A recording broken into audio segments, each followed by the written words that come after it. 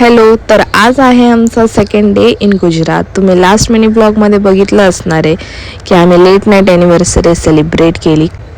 आणि ही बघा मॉर्निंग, किती छान मॉर्निंग आहे. सकाळीच आम्ही सनराईज बघितला, सकाळी सकाळी खूप खूप मस्त बीचच्या साईडला.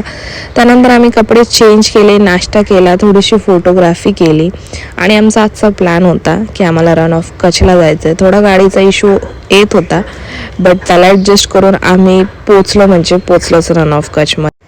त्यानंतर ह्या कॅमल कार्टमध्ये बसलो, जी की आम्हाला व्हाईट डेझर्टमध्ये घेऊन जाते. फर्स्ट टाईम बसलेलो आम्ही. त्यानंतर बघा हे पूर्ण व्हाईट होतं, पूर्ण सनसेट. इथे पण खूप छान आम्ही सनसेट बघितला, त्याची वेगळीच मजा होती.